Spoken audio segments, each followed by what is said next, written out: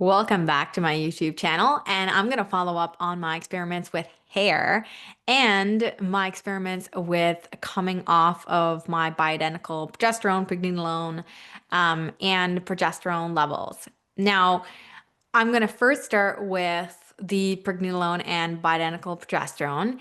And I want to say that I'm too early in a stage to do saliva testing for this and to compare it side by side. I will be doing that in the next couple of months. At the moment, I'm using charting and basal body temperature to track changes and symptoms.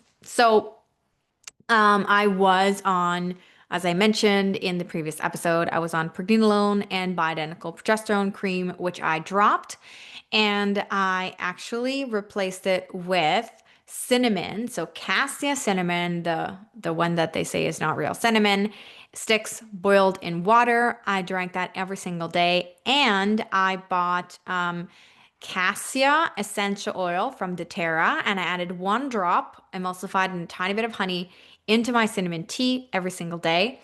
And with charting and BBT length of time of my cycle and symptoms, I can tell you that it definitely worked because I dropped my hormones again, and their lifespan in the body, in case you're not aware, is very, very fast.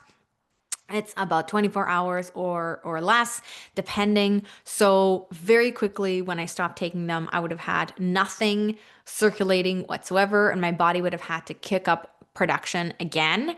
And the cassia cinnamon, even when I forgot to take it a couple of days and saw some spotting a few days before, say, day 28, I was able to eliminate it by then taking the drop and the tea, and by mixing a couple drops of cassia essential oil with castor oil and rubbing it on my lower abdomen, which is super fascinating to me, that it actually worked very well. I was very impressed. A couple of other things that I did is I drank spearmint tea every day, just because I was doing that earlier and I enjoy the flavor. Nothing really particular. Again, just the 20-minute steeped herbal tea.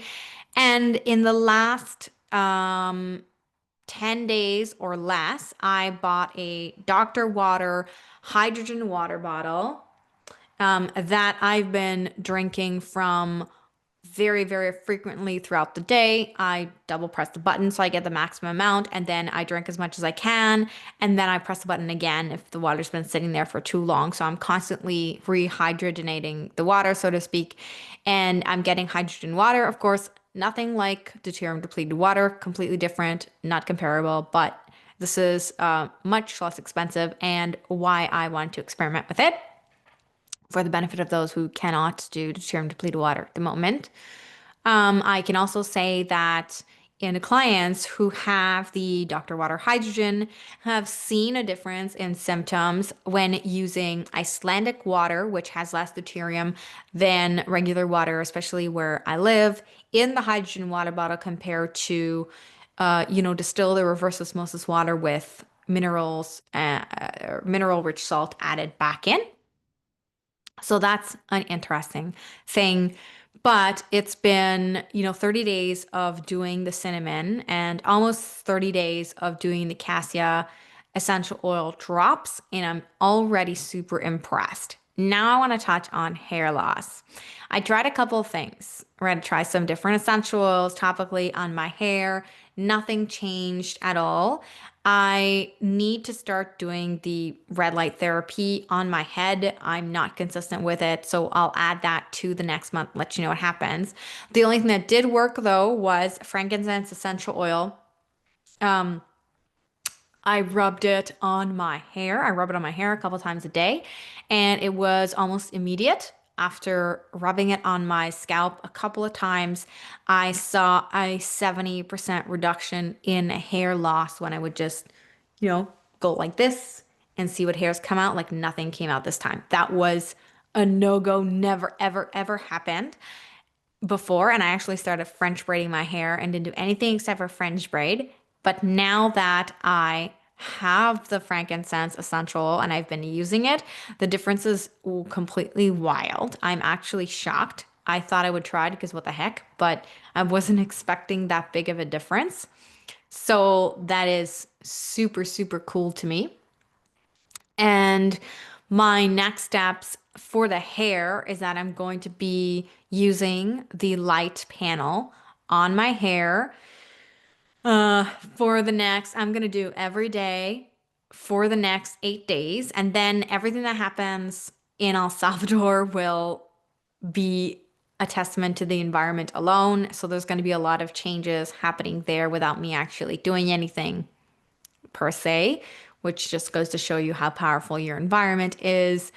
But again, also the reason why I do not wear a hat outdoors, I wear a hat indoors if I'm under artificial light for an extended period of time. Now, here in my home, you will notice that I don't even wear blue blockers. That's because I have an open window as my lighting in front of me. I do not use studio lights, and I do not have any lights, overhead lights on whatsoever at all. And if I do, they are incandescent only and nothing else. And my screen, I use Iris at a very specific setting. I control it manually, which blocks, according to it, 99% of the blue light. And I am toggling the Kelvin or temperature of my screen depending on where I am, how bright it is outside. If I'm outside, then I may have to increase it.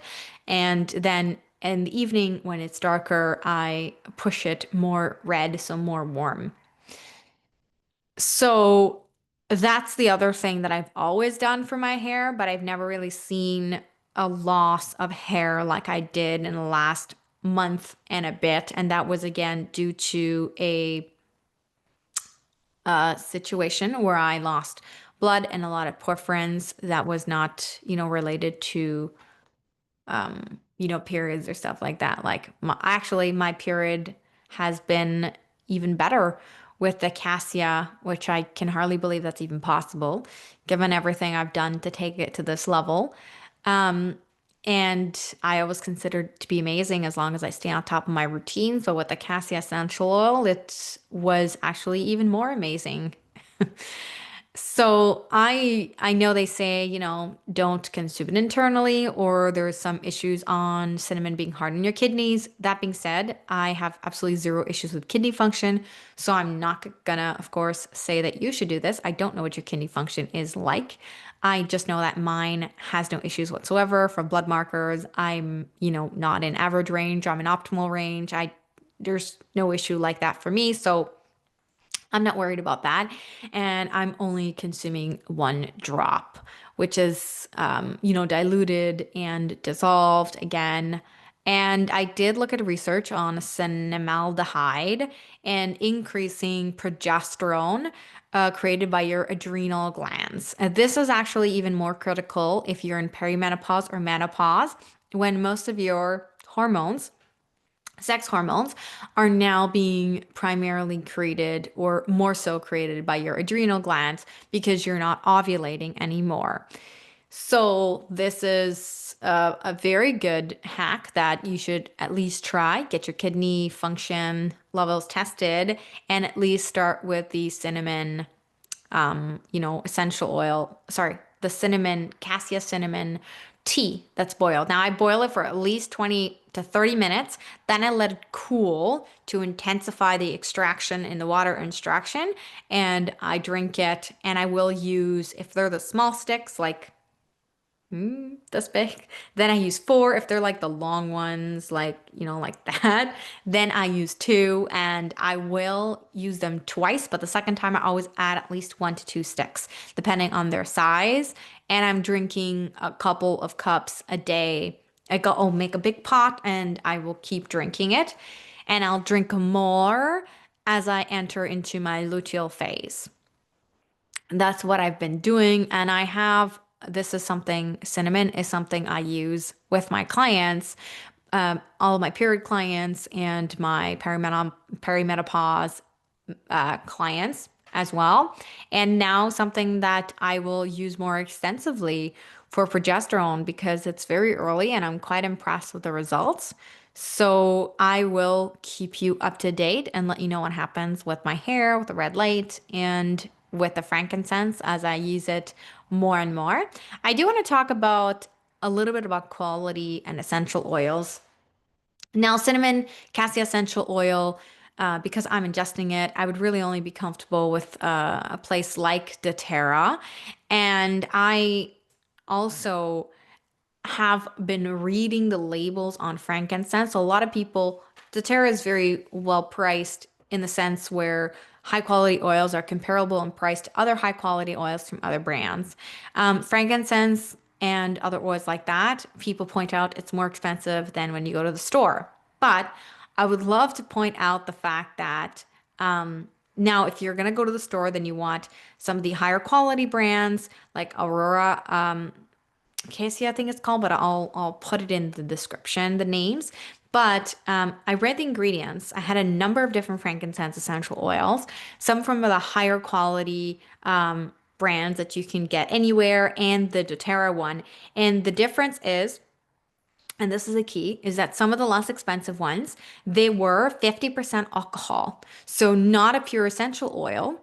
They were 50% alcohol, and some of the other ones had only one type of essential frankincense. So there's multiple different types. Frankincense is boswelia.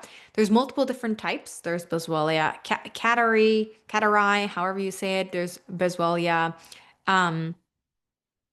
sacra. There's a few different types, and then there's different parts of the boswellia plant. So there's the resin, there's the non-resin, whatever.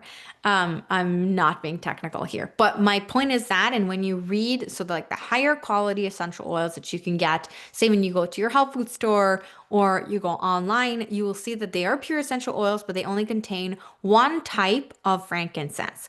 The reason why doTERRA costs more is because they've included extractions of both the resin and other parts of the boswellia and multiple different boswellia strains.